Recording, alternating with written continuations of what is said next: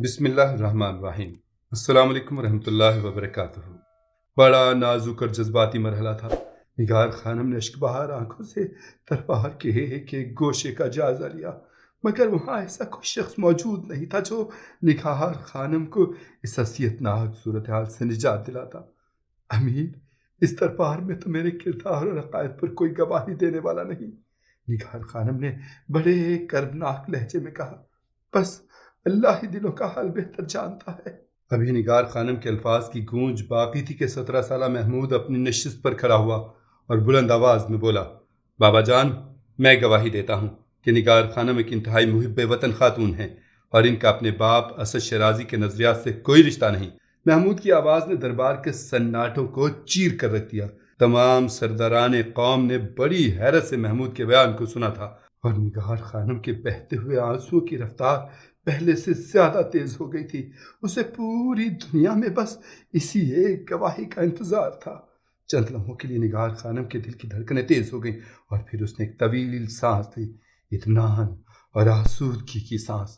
محمود کی گواہی کے بعد نگار خانم کے بے چین جذبوں کو قرار آ گیا تھا۔ سبکتگین بیٹے کا بیان سن کر سکتے میں آ گیا۔ امیر غزنی بہت دنوں سے جس طوفان کی آہٹیں سن رہا تھا وہ پوری شدت سے نمودار ہو چکا تھا۔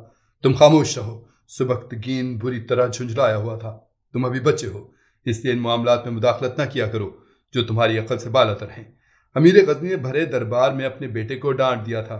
باپ کی ناراضگی کا یہ انداز دیکھ کر محمود کا چہرہ اتر گیا۔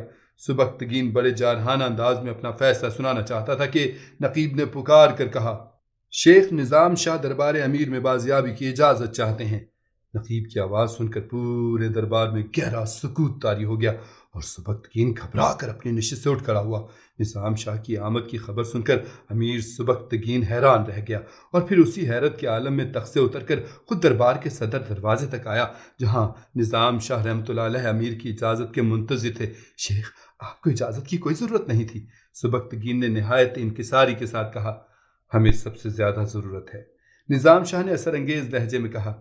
اگر ہم ہی آئین شکنی کے مرتکب ہو جائیں تو پھر قانون کی آبرو کون رکھے گا؟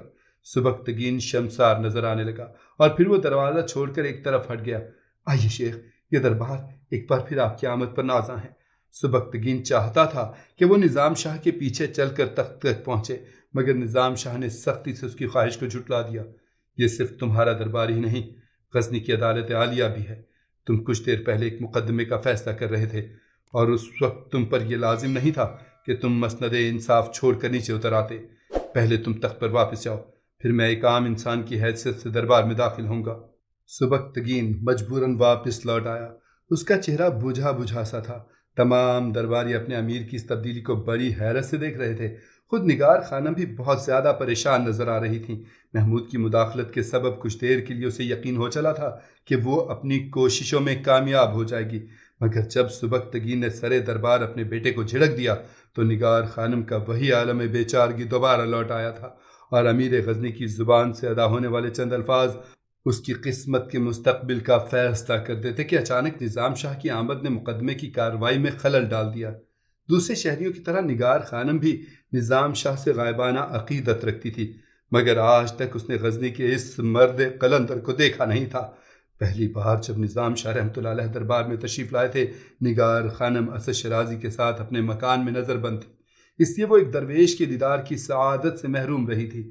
کچھ دیر پہلے نقیب کی صدا بلند ہوئی اور اس نے نظام شاہ کی آمد کا اعلان کیا تو نگار خانم کے دل و دماغ میں خوشی کی ایک تیز لہر اٹھی، اور وہ اپنے غم کو بھول کر بار بار اس دروازے کی طرف دیکھنے لگی جس سے گزر کر نظام شاہ علیہ الرحمہ دربار میں داخل ہونے والے تھے۔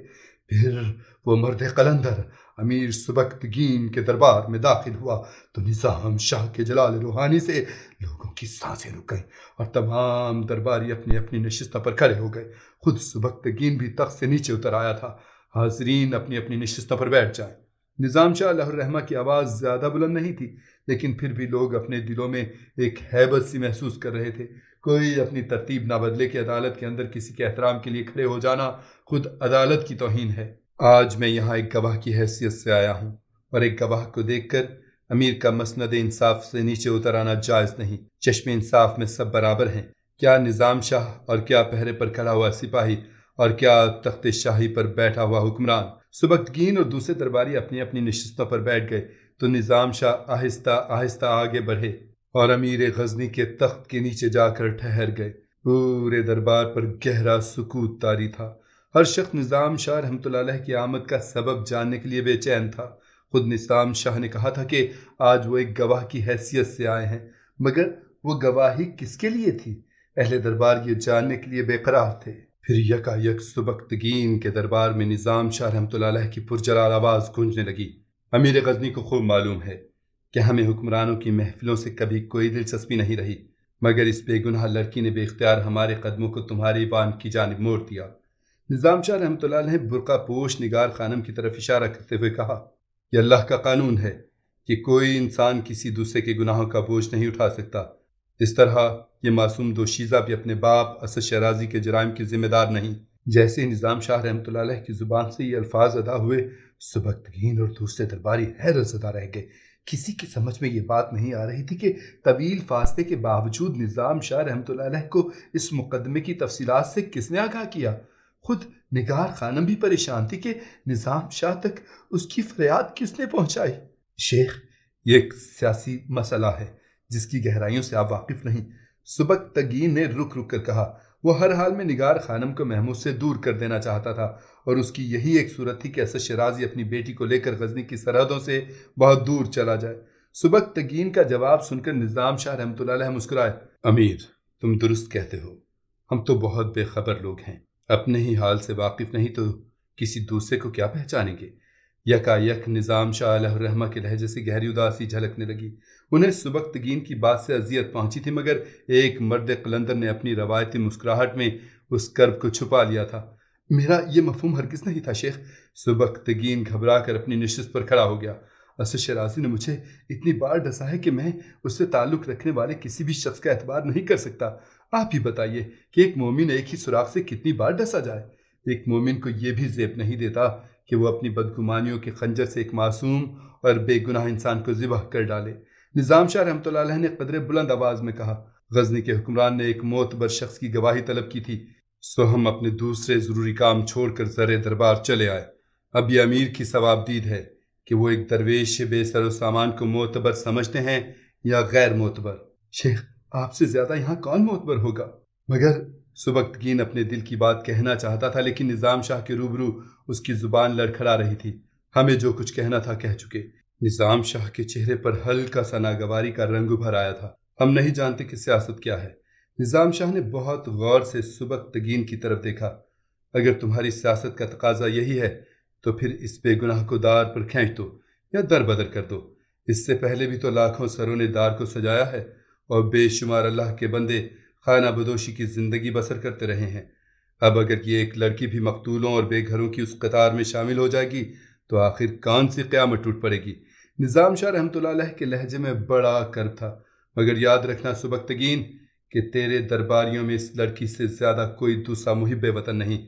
اس کا چہرہ بھی آئینہ ہے اور دل بھی، جس پر کوئی غبار نہیں، کوئی زنگ نہیں۔ یہ کہہ کر نظام شاہ مڑے اور تیز قدموں سے صدر دروازے کی طرف جانے لگے۔ ایک مرد قلندر کے جلال کا یہ عالم تھا کہ اس نے اہل دربار کی طرف اپنی پیٹھ کر لی تھی، اور تمام سرداران غزنی احتراماً اپنی اپنی نشستوں پر اٹھ کر کھڑے ہو گئے تھے اور دھڑکتے دلوں کے ساتھ نظام شاہ کو دربار سے جاتے ہوئے دیکھ رہے تھے۔ پھر نظام شاہ رحمۃ اللہ علیہ چلے گئے تو سبکتگین تخت پر بیٹھ گئے۔ معزز درباریوں نے بھی اس کی تقلید کی۔ نگار خانم کسی مجسمے کی مانند ساکت تھی۔ بہت دیر سے اس کے آنسو مسلسل بہہ رہے تھے۔ سبکتگین شدید اذیت میں مبتلا تھا۔ اس کے فہم و گمان میں بھی نہیں تھا کہ نظام شاہ علیہ الرحمہ اس طرح سرے دربار چلے آئیں گے اور اس لڑکی کی حمایت کریں گے جو محمود کے مستقبل کے لیے ایک خوفناک موت بنتی جا رہی تھی۔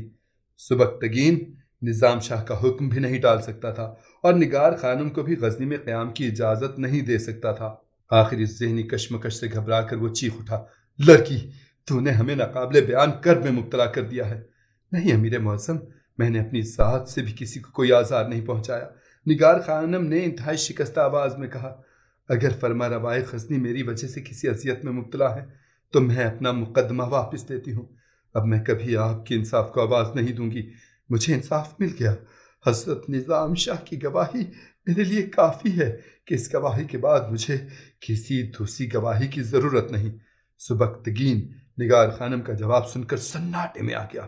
وہ لڑکی خود بخود غزنی چھوڑ کر واپس جانا چاہتی تھی۔ ایک لمحے کے لیے سبکتگین کو محسوس ہوا کہ اس کے دل و دماغ کا بوجھ اتر گیا ہے، مگر دوسرے ہی لمحے اسے نظام شاہ کی ناراضگی کا احساس ہوا اور پھر وہ لرز کر رہ گیا۔ سبکتگین کسی بھی حالت میں نظام شاہ کی حکم عدولی نہیں کر سکتا تھا اور موجودہ صورتحال چیخ چیخ کر کہہ رہی تھی کہ اسد شیرازی کی بیٹی نگار خانم کو غزنی کی حدود سے اتنی دور نکال دے کہ محمود کے دل پر اس کی یادوں کا عکس تک باقی نہ رہے۔ جب سبکتگین فوری طور پر اس مسئلے کو حل نہ کر سکا تو اس نے دربار برخاست کر دیا۔ نگار خانم، ہم تیرے مقدمے کا فیصلہ کل کریں گے۔ امیر بااختیار ہیں، نگار خانم نے تھکے ہوئے لہجے میں کہا۔ میں اپنا مقدمہ واپس لے چکی ہوں اور کل صبح تک آپ کی مملکت سے نکل کر بہت دور چلی جاؤں گی۔ تم لوگوں کی روانگی بھی میری اجازت کے بغیر ممکن نہیں۔ سبکتگین بری طرح جھنجھلایا ہوا تھا۔ وہ سوچ بھی نہیں سکتا تھا کہ اسد شیرازی کی کم عمر بیٹی اس طرح اسے شکست دینے کی کوشش کرے گی۔ تمہاری بہن اور تمہارا باپ میری نگرانی میں غزنی سے رخصت ہوں گے۔ اس سے پہلے تم سب کی حیثیت ایک نظر بند قیدی کی سی ہے۔ سبکتگین نے نیا حکم جاری کیا اور دربار سے اٹھ کر چلا گیا۔ سبکتگین کی وہ رات بہت بے چینی میں گزری۔ آخر جب اس کی یہ الجھن کسی طرح دور نہیں ہوئی تو اس نے محمود کی والدہ سے سب کچھ کہہ ڈالا۔ مجھے نگار خانم سے کوئی بغض و عناد نہیں ہے، اور اگر ہے تو بھی اسد شیرازی کے سبب ہے۔ میں اس سیار زمانہ شخص پر کسی بھی حال میں اعتبار کرنے کے لیے تیار نہیں ہوں۔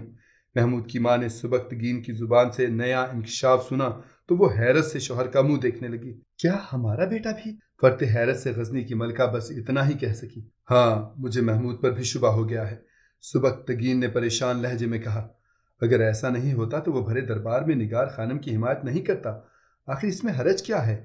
یکایک محمود کی والدہ کے ہونٹوں پر ہلکی سی مسکراہٹ ابھر آئی اور آنکھوں سے مسرت و نشاط کا ایک عجیب سا رنگ جھلکنے لگا۔ نگار خانم ایک انتہائی شائستہ اور حسین لڑکی ہے، شاید پورے غزنی میں بھی اس جیسی کوئی دوسری دوشیزہ موجود نہیں۔ محمود کی ماں نے کوئی اور ہی خواب دیکھنا شروع کر دیا تھا۔ نہیں ملکہ عالیہ، سبکتگین اچانک برہم نظر آنے لگا۔ میری زندگی میں ایسا کبھی نہیں ہوگا۔ نگار خانم کچھ بھی صحیح، مگر اسد شیرازی کی بیٹی ہے اور میں اپنے خاندان کا مستقبل اسد شیرازی کی بیٹی کے حوالے نہیں کر سکتا۔ تم نہیں جانتی کہ اسد شیرازی کون ہے اور وہ میرے ساتھ کیسا بھیانک کھیل کھیل رہا ہے۔ اگر آپ نہیں چاہتے تو میں محمود کے سلسلے میں کوئی خواب نہیں دیکھوں گی۔ غزنی کی ملکہ شوہر کی برہمی دیکھ کر بہت سنجیدہ ہو گئی تھی۔ مگر آپ کے بقول شیخ نظام شاہ تو نگار خانم کے کردار پر گواہی دے رہے ہیں، اور پھر خود نگار خانم بھی تو اپنے باپ سے بیزار ہے۔ میں نظام شاہ کی روشن ضمیری کا قائل ہوں، مگر وہ سیاست کے پیچ و خم کو نہیں سمجھتے۔ سبکتگین نے پریشان لہجے میں کہا۔ کاش وہ اس موقع پر تشریف نہ لاتے اور میں آسانی کے ساتھ اس فتنے سے چھٹکارا حاصل کر لیتا۔ سبکتگین کا اضطراب اس حد تک بڑھ گیا کہ وہ اٹھ کر کمرے میں ٹہلنے لگا۔ کاش مجھے کچھ دن کی مہلت مل جاتی اور میری زندگی کے اس نازک ترین مسئلے میں شیخ نظام شاہ مداخلت نہ کرتے، تو پھر ان کے سامنے جا کر اپنی مجبوریاں بیان کر دیجیے۔ غزنی کی ملکہ نے شوہر کو مشورہ دیتے ہوئے کہا۔ میں یہ بھی نہیں کر سکتا۔ سبکتگین بار بار اپنے الجھے ہوئے بالوں میں ہاتھ پھیر رہا تھا۔ شیخ ناراضگی کے عالم میں دربار سے رخصت ہوئے ہیں، اب مجھ میں ان کے سامنے جانے کی ہمت نہیں ہے۔ پھر شیخ کی خوشنودی کے لیے نگار خانم کو غزنی میں قیام کی اجازت کیوں نہیں دے دیتے؟ محمود کی والدہ نے سبکتگین کو مشورہ دیتے ہوئے کہا۔ میں اس زاویے کو تلاش کر رہا ہوں کہ شیخ کی نافرمانی بھی نہ ہو اور یہ فتنہ بھی ہمیشہ کے لیے ختم ہو جائے۔ سبکتگین نے تھکے تھکے لہجے میں کہا۔ وہ ابھی تک اس مسئلے کا حل تلاش کرنے میں کامیاب نہیں ہو سکا تھا۔ ہمیں اپنے بیٹے محمود پر پورا اختیار ہے۔ آخر غزنی کی ملکہ نے لب کشائی کی۔ ہم اسے نگار خانم کے قریب جانے سے روک سکتے ہیں۔ میرے نزدیک یہ کوئی سنگین مسئلہ نہیں ہے۔ بیوی کی گفتگو سن کر سبکتگین کو محسوس ہوا جیسے مایوسیوں کے اندھیرے میں یکایک کوئی فانوس جل اٹھا ہو۔ پھر وہ بہت دیر تک خاموش بیٹھا سامنے کی دیوار کو گھورتا رہا۔ بظاہر ایسا لگتا تھا کہ جیسے سبکتگین پورے ہوش و حواس کے ساتھ اپنے کمرے میں موجود ہے، لیکن حقیقت یہ تھی کہ اس کا ذہن بہت دور بھٹک رہا تھا۔ پھر جب وہ ایک نتیجے پر پہنچ گیا تو اپنی بیوی سے مخاطب ہوا۔ آپ ٹھیک کہتی ہیں۔ اب سبکتگین کے چہرے پر اطمینان کی گہری جھلک صاف نظر آ رہی تھی۔ اس مسئلے کا یہی ایک حل ہے۔ امیر سبکتگین نگار خانم کو غزنی میں رکھنا نہیں چاہتا تھا اور اس کے ساتھ ساتھ حضرت نظام شاہ رحمۃ اللہ علیہ کی ناراضگی بھی مول لینا نہیں چاہتا تھا۔ اس مسئلے کا اس نے کیا حل نکالا، یہ جاننے کے لیے سنسنی خیز داستان کا اگلا حصہ ملاحظہ فرمائیے۔